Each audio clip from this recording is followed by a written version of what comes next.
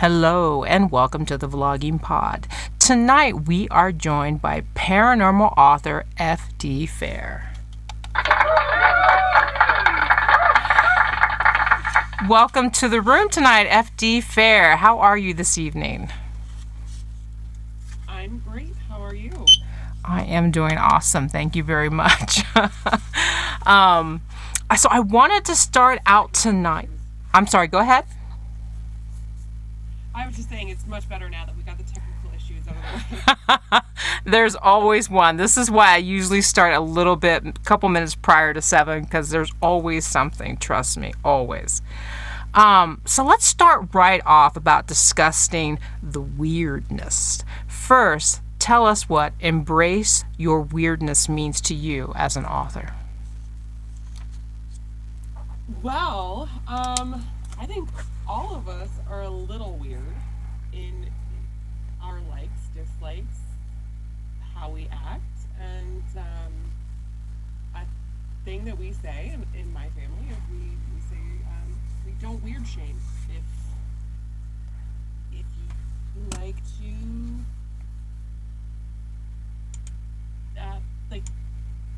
I can't think of really what to put out there as the weirdest thing, because we're pretty weird. We have a running tally of who are werewolves and who are vampires in our house. Really? You classify your household in werewolf and vampire. Do tell. I want a little bit more info on that.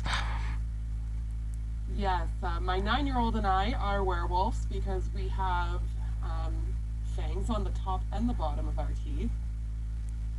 And then my husband and my other 2 boys are vampires because their eye teeth are only pointy on the top. Wow. Does that go a lot when your genetics of your family? Do both of you have that type of genetics in your family as far as the teeth? I think so. I think it's just. I honestly, my 15-year-old, I think he grinds his teeth, so the bottom ones were pointy at one point. Oh, okay. But they're not anymore. So, all right. Yeah, he's a vampire. So this little bit of quirk in your family, is that what inspires you to the paranormal? Yeah, we've just always been drawn to those types of movies and books. Okay. And I've always just wanted to live in that world that I wished existed. And then I started putting it into books and pretending that I was. Nice. So tell me what happened for you in 2021. Because when I look you up, I see that you have 4 books that you've written alone in 2021. So tell me what happened for you to have that great big push for writing.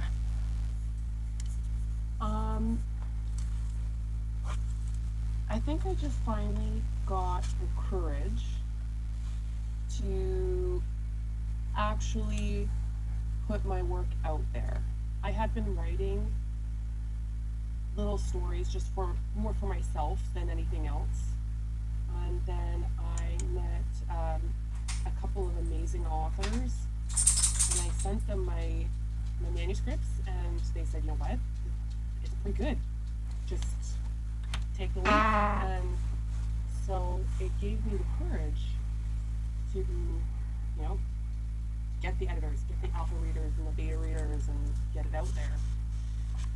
Nice.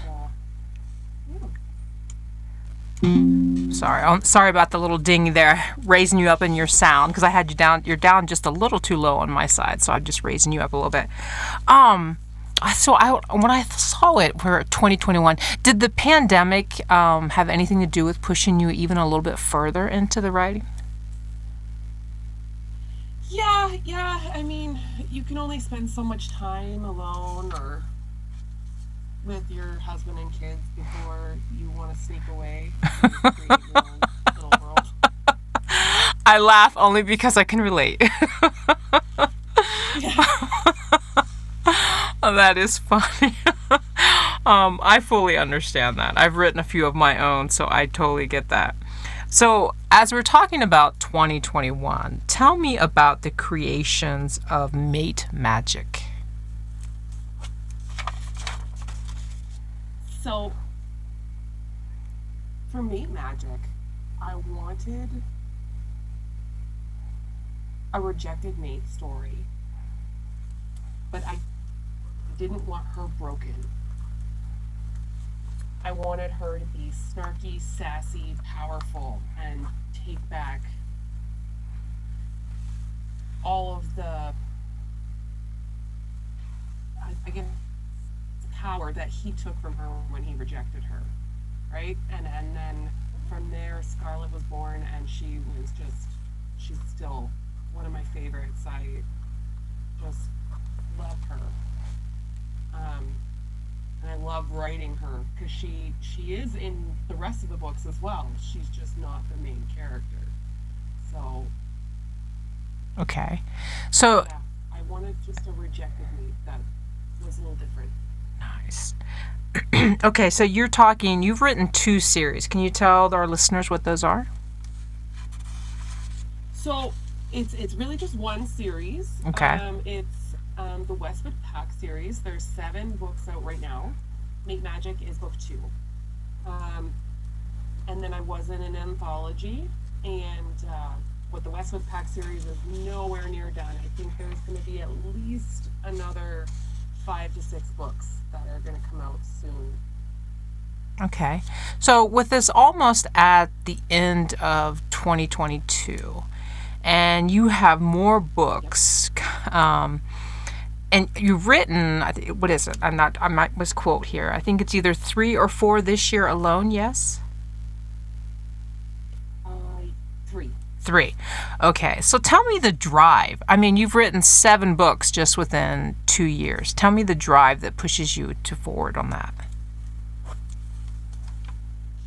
So a lot of my books come to me in dreams, and again, that's part of my embrace my weirdness. I dream some pretty crazy things, and rather than just letting it go, I wake up and I write it down.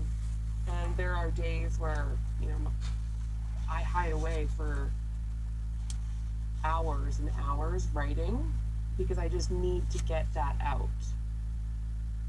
Okay. So, as we refer to Mate Magic, tell me a little bit about Blood Magic.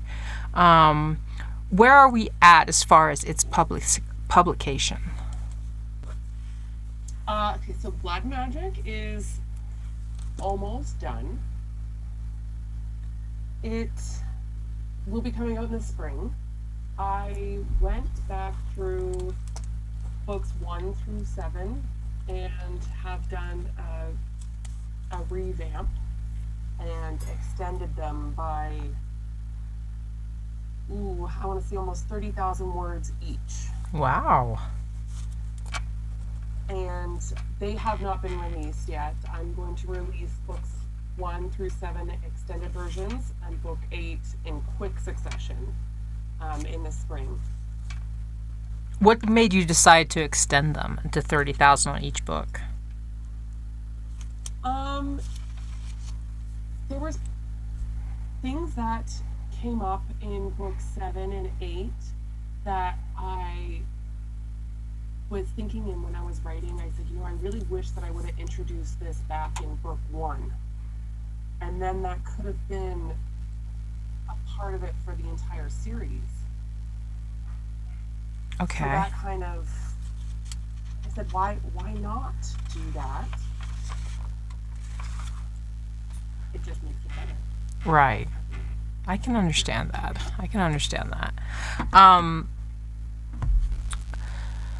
So, Fraternizing with Monsters, a collaboration of several authors. First, I want to hear about all the authors that you were collaborating with, and then I would love to hear about your contribution to the book. Okay, well, there are, hold on, we call ourselves the Chaos Coven. Okay. Um, and it's a great group of authors. It kind of started as a joke, Monster Peen University, Uh-huh.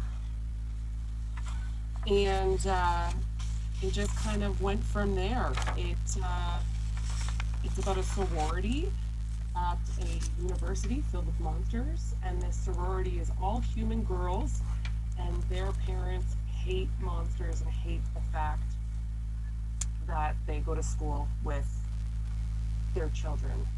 And the main girl, who was written by um, Edie Brown, um, she is having feelings for a monster, but doesn't want to act on it because she's been taught since birth that monsters are bad. Her parents are very anti-monster. So she goes and she talks to all of her sorority sisters, and they definitely have stories for her. So Angelina Kerner, Indy Sparks, MF Moody, and Shannon French Scott, as well as myself, we all wrote chapters from the point of view of the sorority sisters telling their very graphic exploits with their monsters. Nice. So I went into with the perception that, like in most collaborations, a lot of the authors write short stories and collaborate into one book. So this, in this sense, you guys took a character and did a chapter. Now, I'm assuming you did more than one chapters. Are these build-ups on the previous author's work? Could you have done that? No, and I did two chapters in the. So I have two separate sorority sisters. Okay. But it is a lot different from other collaborations or anthologies because it is one story. It's just we wrote a point of view from a different character. Nice. Now, how many chapters is in this book? Oh, that's a really good question.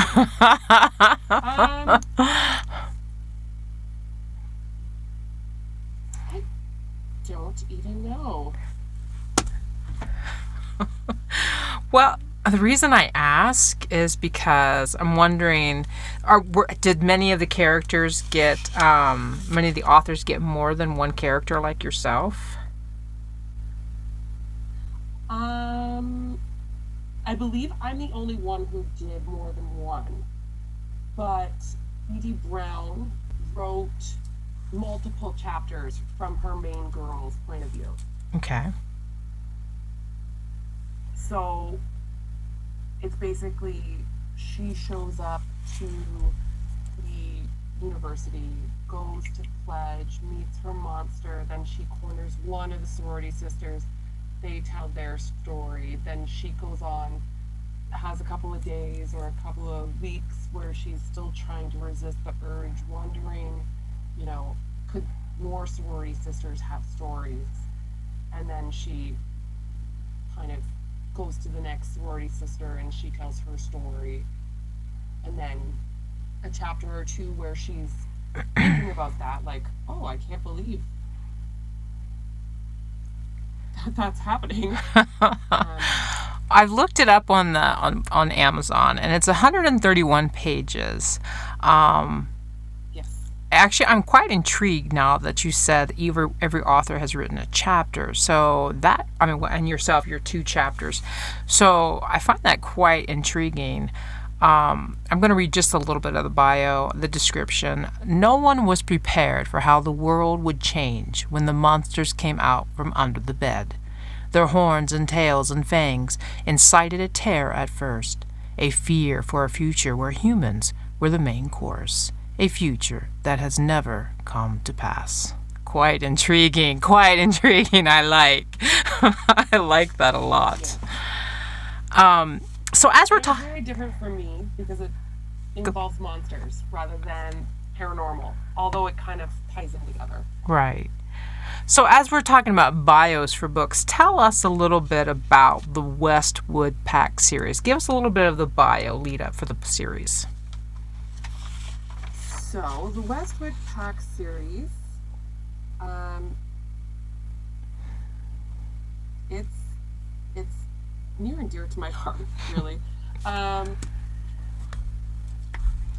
If you read the pack bio, it's welcome to the Westwood Pack, where the fire burns hot, the water is as cold as Canadian winters, and a day of peace just never seems to come.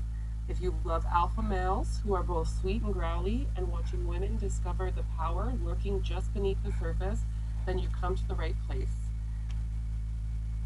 Nice. I'm bringing them back. I'm bringing them up on Amazon as well because I like to look. So now you said, so you have 7 books and they're all in the same series, correct? Yes. Okay. Okay. So the Rise of the Phoenix, that is book 1 of 8. And you have plans for the 8th to come out in the spring of 2023, yes? Yes. Okay. Tell us, can you give us a little bit about the last upcoming to entice your readers? So, book 8 is going to be very action packed, and it features a vampire who has been held captive and brainwashed for a really long time, and her true mate, warlock, who seems a little too sweet, but he isn't at the same time. Okay. And the journey that they go on together to deprogram her and to have him come out of his shell is very beautiful. And the Westwood Pack has had a really wild ride in book 7, and then it continues in book 8. So it doesn't just focus on the couple. They, as a whole, are fighting multiple battles on multiple fronts, and they need to lean on each other. Okay. So the Westwood Pack series has 2 main characters, I'm assuming, and then you have a lot of supporting characters going through there as well? So each book focuses on a different couple. Okay. Book 1 is a phoenix and a wolf shifter, and then book 2 is a witch and a wolf shifter. Book 3 is a phoenix and a wolf shifter again. Book 4 is 2 witches. Book 5 is a hunter and a vampire. Book 6 is a vampire and a dragon shifter.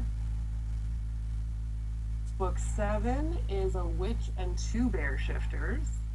Okay. And then book 8 is a vampire and a witch. Nice. So, for my last question, and I'm going to rephrase this in a way, since we are getting to the end of the year. I can't believe it's November already. I really can't. But again, as we're coming close to the end of the year, what do you see coming for your fans in 2023? I know you've mentioned book 8 is coming out, but what else do you see coming our way for you in 2023? Okay, so I have 2 co-writes that will be coming out in 2023 that are both paranormal romance. It's a duet.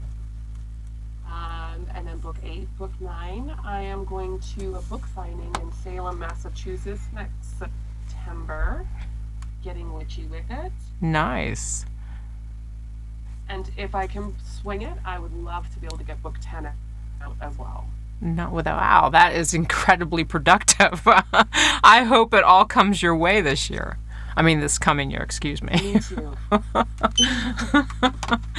I want to thank you so much for being with us tonight, FD Fair. It's been a pleasure. I'm very impressed by your writing and how quickly and how much you have put out this year and the prior year. So congratulations on that. That is quite a victory and a success. I want to thank our listeners for once again tuning in. Thank you so much. Until next time, bye-bye for now.